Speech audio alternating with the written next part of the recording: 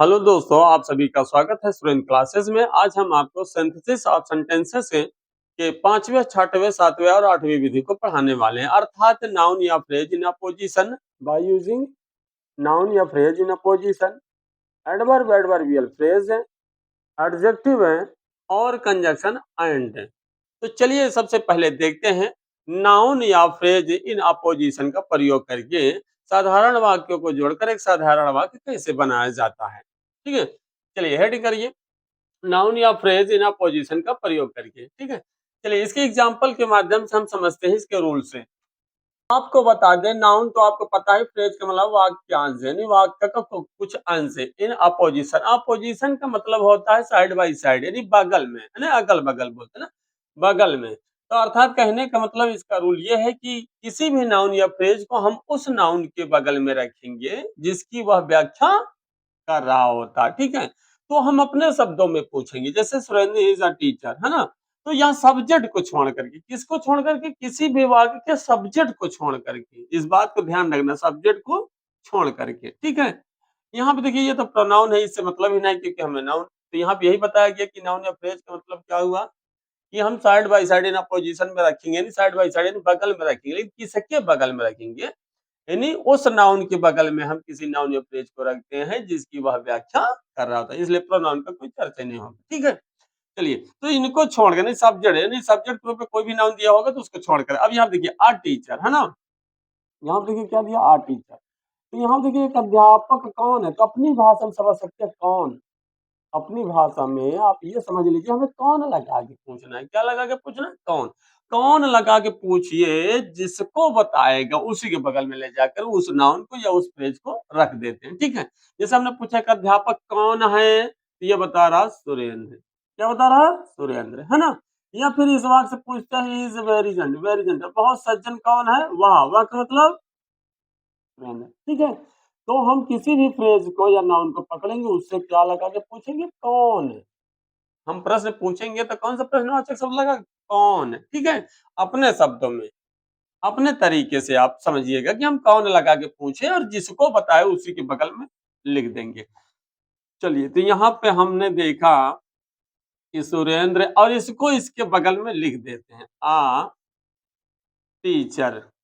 लेकिन एक बात नोट कर लीजिएगा, किसी भी नाउन या फ्रेज को यदि किसी नाउन के, यानी किस नाउन के जिसकी व्याख्या कर रहा होता है, जिसके बारे में हम व्याख्या कर रहा होता ना समझ में, तो अपनी भाषा में हमने अभी आपको बताया कि कौन लगा के पूछे, यानी अगर आप कौन लगा के पूछते हैं, यदि आप कौन लगा के पूछते हैं, जिसको ये बताता है उसी के बगल में रखते हैं, लेकिन जिस नाउन या फ्रेज को हम किसी नाउन के बगल में रखेंगे, यानी जिस नाउन या फ्रेज को हम किसी नाउन के, किस यानी जिसकी व्याख्या कर रहा होता है उस नाउन के बगल में जब हम रखेंगे तो ये दो अल्प विरामों के बीच लिखा जाता है। नाउन या फ्रेज को अगर हम उस नाउन के बगल में रखते हैं जिसकी यह व्याख्या कर रहा होता है, तो याद रखना उस वाक्य के वर्ब को नहीं लिखते हैं, बल्कि अगले यानी नेक्स्ट सेंटेंस, है ना, यानी अगले वाक्य के वर्ब से लिखना स्टार्ट करते हैं। कौन से, अगले वाक्य के वर्ब से। तो अगले वाक्य का वर्ब क्या है, इज, फिर उसके बाद जो भी शब्द है वेरी जेंटल लिखेंगे। ठीक है, इज वेरी जेंटल। ठीक है, यहाँ पे ये जेंटल होगा। ठीक है, सॉरी गलत लिख गया था, जेंटल। ठीक, क्लियर।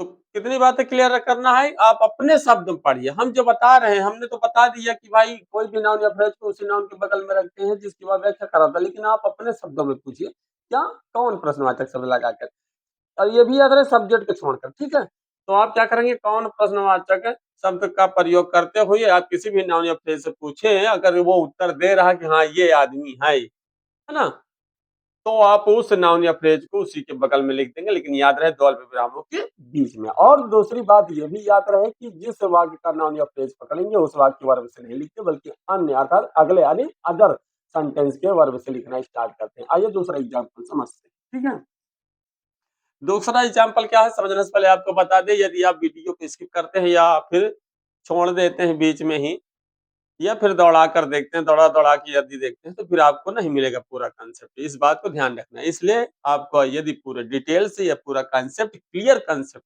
समझना है, एकदम बिल्कुल स्पष्ट आपको समझना है, बेहतर पढ़ना है, तो वीडियो को दौड़ाना नहीं है। चलिए अगला एग्जाम्पल देखते हैं। My brother went to Delhi, Delhi is the capital of India. ठीक है, तो यहाँ पे हमने आपको क्या होता है वही तरीका, सब्जेक्ट को नहीं पकड़ेंगे, ठीक है, सब्जेक्ट को नहीं पकड़ेंगे, ठीक है। तो यहाँ पे देख रहे हैं ये वाले वाक्य का ये सब्जेक्ट हमारे बराबर, ये वाले वाक्य का ये सब्जेक्ट है दिल्ली, ठीक है। इनको छोड़ करके आप वर्ब के बाद कोई भी शब्द पकड़िए, ठीक है, उससे पूछिए कौन लगा के, क्या लगा के, कौन, ठीक है, कौन लगा के पूछेंगे, तभी आप नाउन या फ्रेज इन पोजीशन का प्रयोग करके साधारण वाक्य को जोड़कर एक साधारण वाक्य बना पाएंगे, अन्यथा नहीं बना पाएंगे, ठीक है। बार बार बता रहे हैं, बाकी हमने आपको रूल बता दिया है, ठीक है, कि कोई भी नाउन या फ्रेज जिस नाउन की व्याख्या कर रहा होता है उसी के बगल में लिखते हैं। तो यहाँ पे देखिए क्या है, दिल्ली कौन है, माय ब्रदर ना, गलत है ना, कौन लगा के पूछा नहीं बता रहा है, दिल्ली कौन है नहीं बता रहा है ना।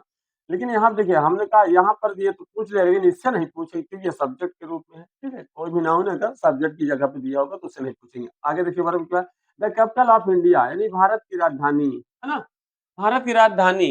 अब देखिए यहाँ पे निर्जीव जैसा फील हो रहा, तो आप क्या लगा के भी पूछ सकते हैं, यानी कौन के बजाय आप क्या शब्द का भी, यानी क्या प्रश्नवाचक शब्द लगाकर भी अपनी भाषा पूछ सकते हैं ना।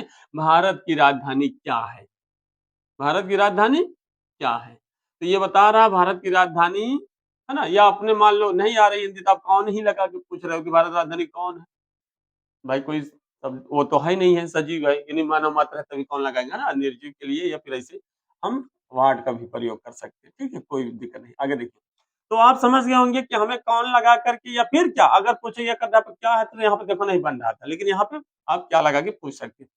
तो भारत की राजधानी यानी the capital of India, Bharat की राजधानी क्या है, दिल्ली, क्या है, दिल्ली। अब आप सोच रहे हैं, देखिए ये इसी को बता रहा है, यानी द कैपिटल ऑफ इंडिया जो फ्रेज है, वाक्य का जो अंश है, आपको लग रहा है कि ये, तो आप ध्यान रखेंगे यहाँ पर आया हुआ नाउन अगले वाक्य में प्रोनाउन के रूप में दिया रहेगा, लेकिन कभी कभी भ्रमित करने के लिए नाउन ही दे देगा, तो इस बात को ध्यान रखना, गलती मत करना, ठीक है। यदि कोई नाउन दोबारा रिपीट किया गया अगले वाक्य में, तो याद रखना कि वो अपने प्रोनाउन की ही जगह पे लिखा गया है, ठीक, जैसे इसमें देखिए। चलिए, तो इसका मतलब हम इसको इसके बगल में नहीं रखेंगे, किसके बगल में रखेंगे, ये वाले दिल्ली के बगल में, ठीक है। तो भारत की राजधानी क्या है, दिल्ली। तो अब ध्यान देना, हमने क्या लगा के पूछा तो किसको बताया, दिल्ली, है ना। कौन लगा के पूछते हैं, मानव मात्र के लिए, बाकी सजीव निर्जीव के लिए आप क्या लगा के पूछ सकते हैं। तो इसका आंसर क्या हो जाएगा, my brother went to Delhi. अच्छा, एक चीज और बताए थे आपको कि जिस वाक्य का फ्रेज या नाउन पकड़ेगी उस वाक्य के वर्ब को नहीं लिखते हैं दूसरे वाक्य, तो यहाँ पे देखिए थोड़ा उल्टा दिया, इसलिए आपको ये एग्जाम्पल दिएगा, नहीं तो इतना ही बता करके ये क्लोज कर देते हैं, अगला जो विधि है वो पढ़ाते, लेकिन नहीं, थोड़ा से जितना हम एग्जाम्पल कर लेते हैं, जितना हम क्वेश्चन सॉल्व कर लेते हैं, उतना ही हमको और बेहतर समझ में आने लगता है, ठीक है। इस बात को ध्यान रखना, इसलिए आपको जो है अगला एग्जाम्पल बताया जा रहा है। तो यहाँ पे ये ध्यान देने की बात है कि यहाँ पर तो आपको बताया कि जिस वाक्य का यानी फ्रेज या नाउन पकड़ेंगे उस वाक्य के वर्ब से नहीं लिखते थे, यहाँ तो आप देख रहे हैं कि यह वाक्य पहले ही दे दिया है, तो आप अपने तरीके से समझिएगा कि जिस वाक्य का फ्रेज या नाउन हमने पकड़ा वो बाद में लिखा हुआ है, तो उस वाक्य का नाउन या फ्रेज उठा करके सिर्फ और सिर्फ उसी नाउन के बगल में, जैसे मान लीजिए अगर ये होता तो इसी के बगल में लिख देते दो कामों के बीच में, बाकी वो जैसे रहता वैसे, समझ रहे हो ना, जैसे 3 लोग बैठे 4 लोग बैठे, बीच में आके एक बैठ गया तो वो, है ना, बैठे ही हैं जैसे कि जैसे।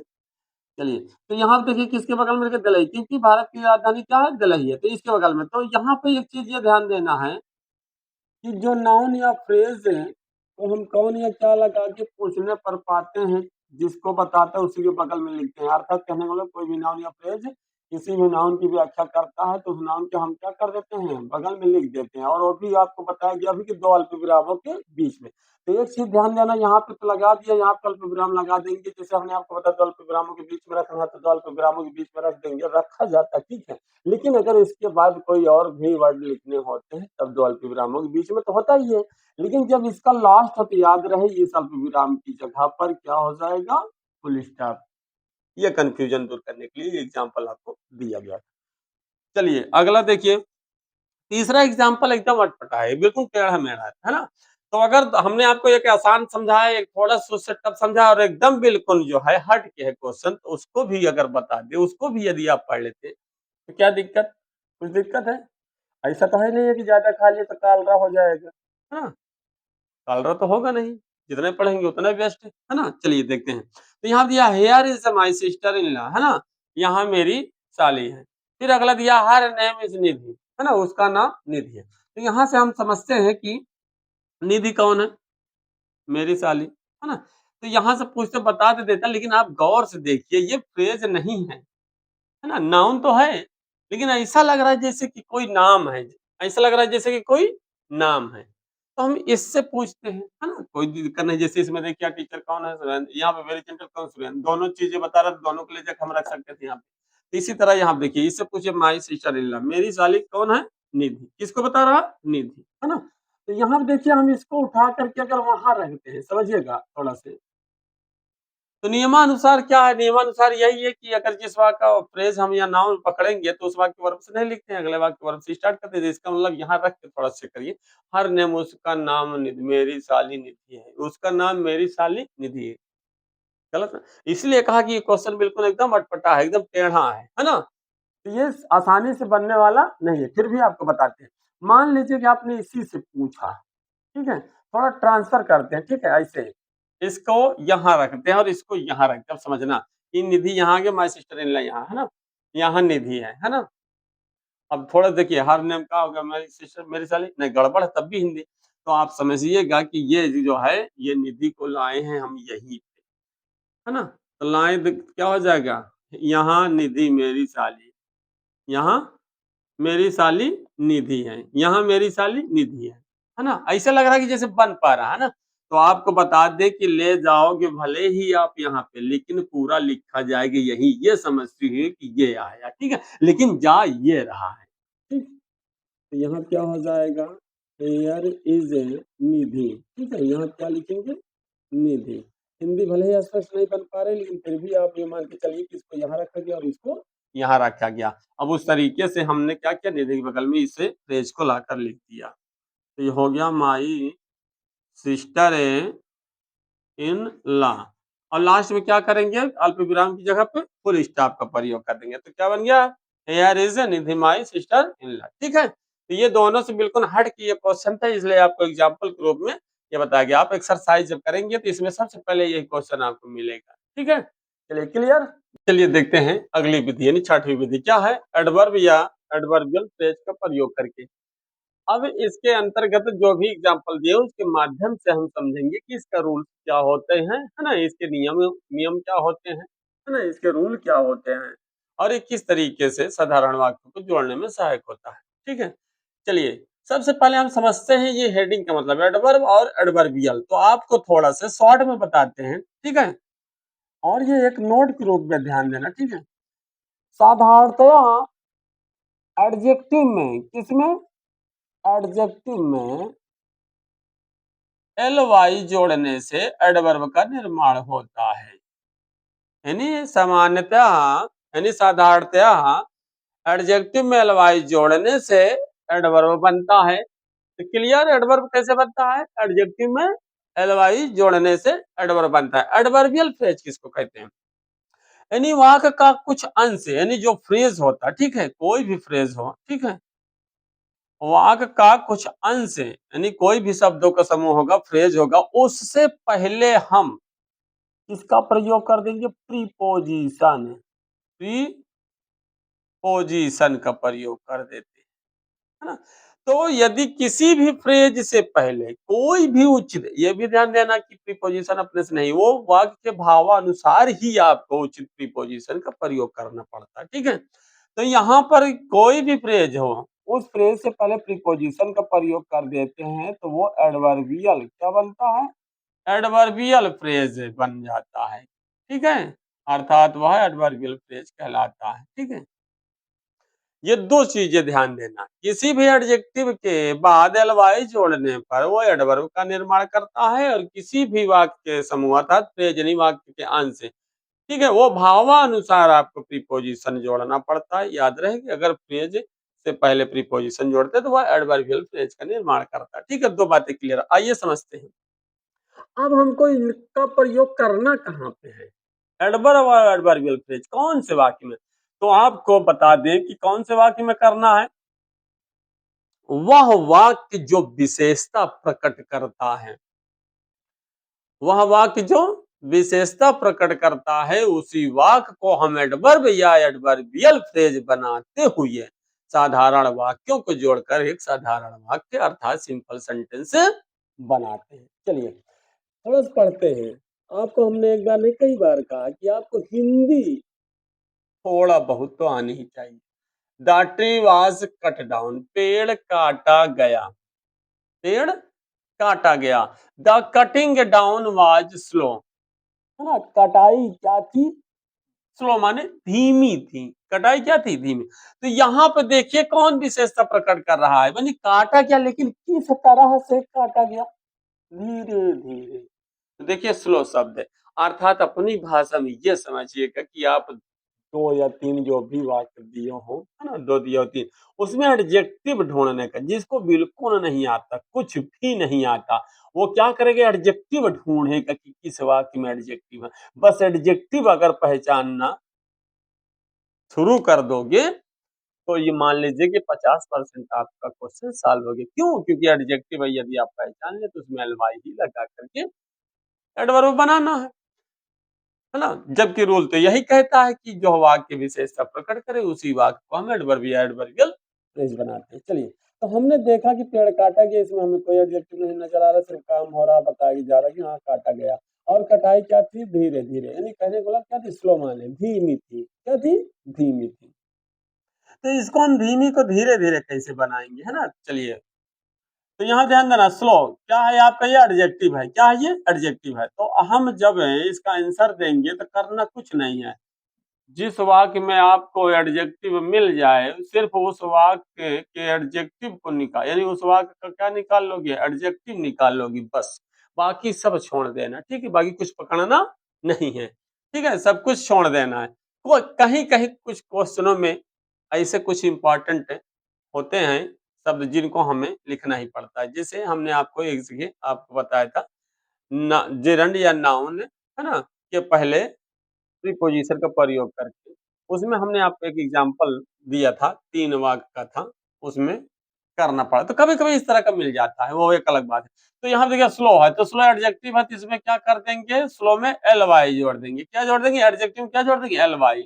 तो क्या बन गया, धीमे से क्या हो गया, धीमा, या धीमे से क्या बन गया, धीरे-धीरे, है ना।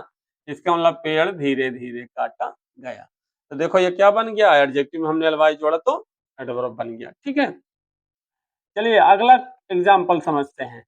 यदि आपको ये पूरी तरह से पूर्णतः समझ में आ गया है तो आपको लग रहा है कि अब क्या है, इन दोनों को हम तो कर सकते हैं, लेकिन नहीं, देखना उस क्वेश्चन में और इस क्वेश्चन में अंतर है।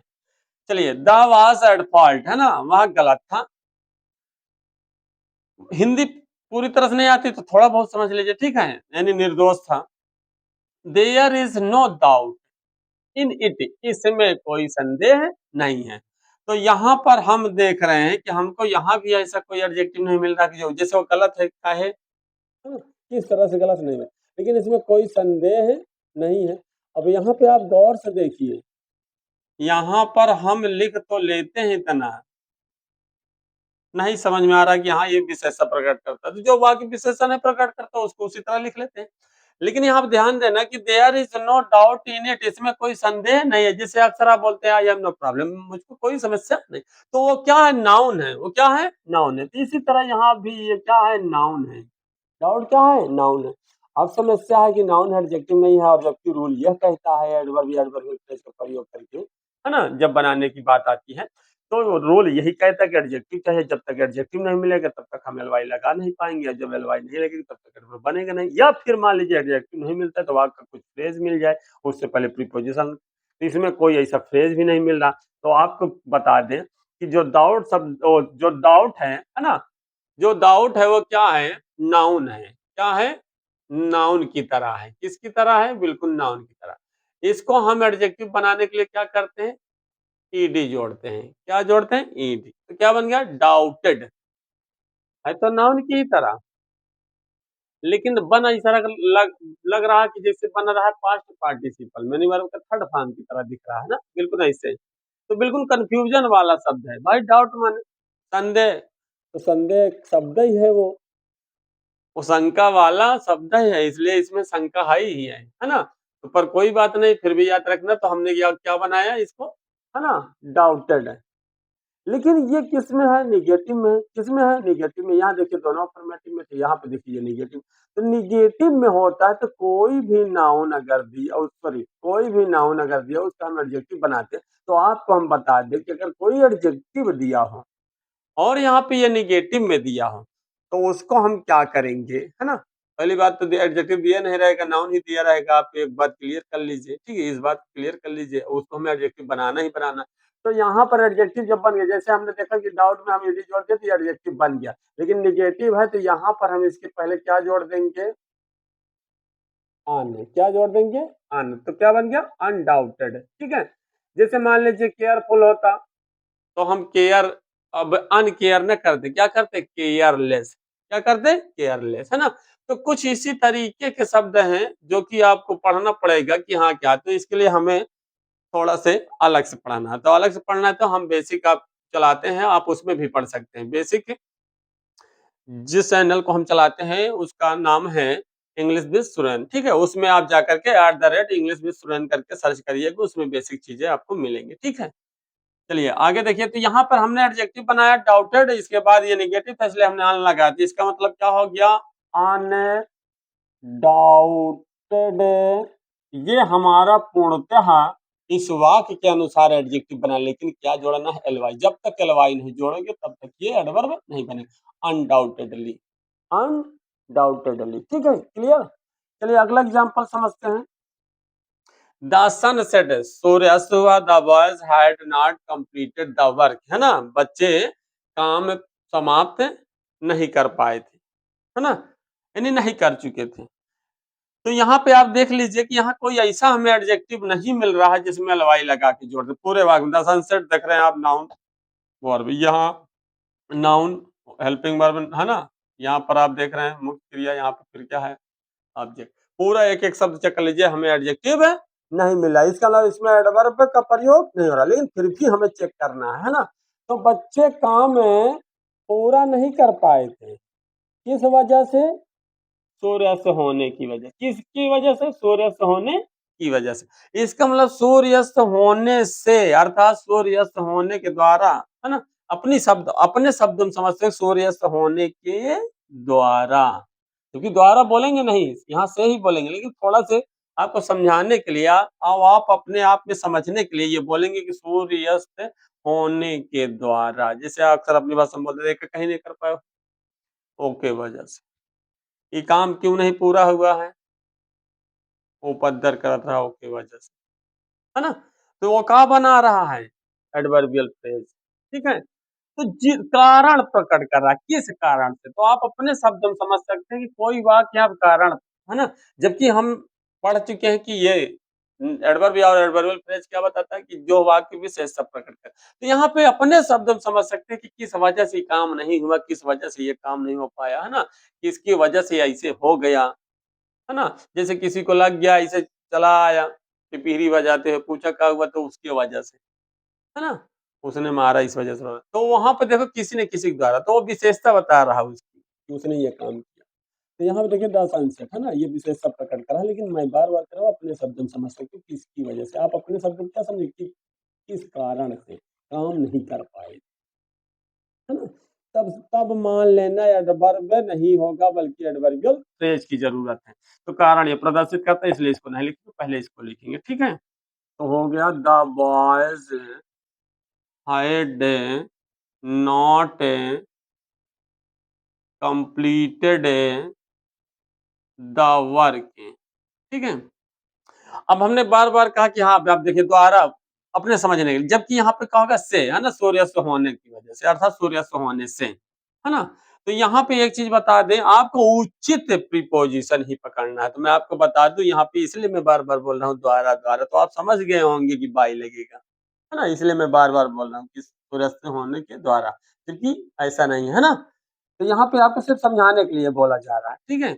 तो यहाँ पे क्या लगेगा, बाई, है ना। तो क्या होगा, बाई। तो अब आप यहाँ पे बाई द सनसेट लिखेंगे तो गलत माना जाए। एक चीज आपको बता दें, यदि कोई भी फ्रेज होगा, कोई भी वाक्यांश होगा, अगर उसमें सब्जेक्ट भी शामिल है और वहां पे द लगा के लिखा होगा, तो जब हम प्रीपोजिशन लगाएंगे, सॉरी, जब आप प्रीपोजिशन लगाएंगे एंड द कुछ भी होगा तो वहां पे जो आर्टिकल होगा वो क्या हो जाएगा, हट जाएगा। ठीक है, तो यहाँ पे क्या हो जाएगा, सन सेट। क्लियर, तो ये बातें याद रखना। ठीक है, अगली हेडिंग क्या है, एडजेक्टिव का प्रयोग करके। एडजेक्टिव का प्रयोग करके इस एग्जाम्पल को समझने से और इसके रूल समझने से पहले आपको एक बात बता दे, पास्ट पार्टिसिपल यदि आपने बेहतर पढ़ा है तो सेम उसी तरह ये भी है। ठीक, रूल वही है। ठीक है, कैसे है, जैसे किसी भी वाक्य में यदि एडजेक्टिव है और सिर्फ हम एडजेक्टिव को पकड़ेंगे। ठीक है, जैसे वहां पर हमने आपको बताया, तो यहाँ पर सिर्फ आपको क्या करना है, एडजेक्टिव पकड़ना है। एडजेक्टिव को पकड़ना है और सिर्फ और उससे पूछना है जिसके बारे में बताया, अर्थात जिसकी व्याख्या करे, यानी जिसकी व्याख्या करेगा जो एडजेक्टिव, उसी एडजेक्टिव को उठाकर सीधा उसी नाउन के बगल में लिख देंगे। गलत है? नहीं, उस नाउन के ठीक है पहले लिख देंगे, सबको बगले में नहीं लिखना है, सबका अलग अलग तरीका है। तो अपने शब्द में समझ सकते हो कि किसी भी वाक्य में आया हुआ एडजेक्टिव से हम पूछेंगे जिसको वो बताएगा, नहीं जिस नाउन को वो संकेत करेगा, है ना, उस नाउन के ठीक पहले हम उस एडजेक्टिव को लिख देते हैं। अर्थात नियम अनुसार आप क्या करेंगे कि कोई भी एडजेक्टिव यदि किसी नाउन की विशेषता बताता है तो हम उस एडजेक्टिव को उस नाउन के ठीक पहले लिख देते हैं। ठीक है, चलिए थोड़ा क्वेश्चन समझते हैं। A boy came to my office, एक लड़का मेरे ऑफिस आया। द बॉय वाज ब्लाइंड, लड़का अंधा था। तो यहाँ पे देखिए एडजेक्टिव ढूंढना आपको, कौन विशेषता बता रहा है, ये है ना, ब्लाइंड। तो इसी से पूछो ब्लाइंड कौन है, कौन अंधा, लड़का। तो अब देख रहे हैं आप यहाँ पे जिस वाक्य एडजेक्टिव पकड़ेंगे उस वाक्य में, अब यहाँ ध्यान देना, यहाँ भी नाउन है, इसका यहाँ प्रोनाउन ना करके क्या कर देगा, नाउन ही दे दिया गया। लेकिन आपको हमने इसके पिछले वाले भी टॉपिक में बताया कि इसी वाक्य में आया हुआ नाउन यदि दूसरे वाक्य में रिपीट किया जाता है तो मान लीजिए अपने वो प्रोनाउन की ही जगह पे लिखा है। ठीक है, तो इसलिए ये गलती मत करने को उठाकर यहीं पर रख देंगे। ठीक, तो जिस वाक्य का आप नाउन पकड़ेंगे, सॉरी जिस वाक्य का आप एडजेक्टिव पकड़ेंगे उससे पूछेंगे, तो ये बता रहा भाई, पूछेंगे ब्लाइंड अंधा कौन है, लड़का, है ना, तो ये लड़का कहाँ है, ये।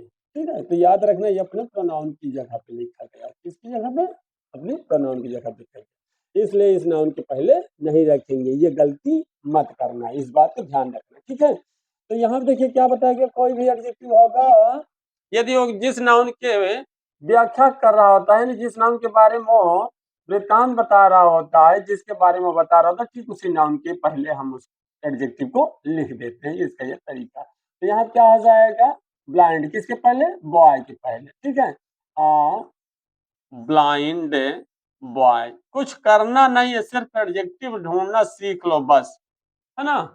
एडजेक्टिव को कहाँ रखेंगे, ठीक उसी नाउन के पहले जिसकी वह व्याख्या कर रहा था। अर्थात अपने शब्दों में समझिएगा कि हम किसी भी वाक्य में अगर एडजेक्टिव पा जाते हैं तो उससे पूछेंगे कि नाउन सॉरी कि कौन कौन है ना, जैसे ब्लाइंड कौन है, तो जिसको बताया, है ना, उसी के बगल में सॉरी उसी के ठीक पहले रख देंगे। अब यहाँ देखिए, राम गिव रुपीज, यानी 1 रुपए दिया, टू अ मैन, एक आदमी को, राम ने एक आदमी को 1 रुपए दिया। ठीक है, द मैन वाज लेम, आदमी क्या था, लंगड़ा था।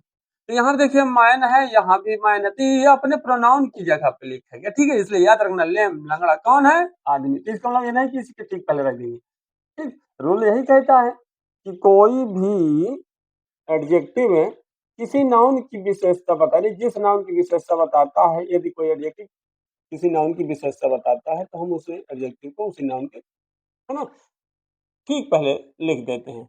अर्थात अपने शब्दों को समझ सकते हैं कि हम जिस एडजेक्टिव से कौन लगा पूछेंगे, जहका बतावे वह के ठीक पहले ले जा करके रख दो। ठीक है, अपने शब्द में समझो, दुनियादारी छोड़ो। ठीक, चलिए, तो राम ने एक आदमी को 1 रुपए दिया, है ना, आदमी क्या था, लंगड़ा, तो यहाँ पूछेंगे एडजेक्टिव, हमने कहा एडजेक्टिव ढूंढना है ना, एडजेक्टिव ढूंढना तो पड़ेगा ही।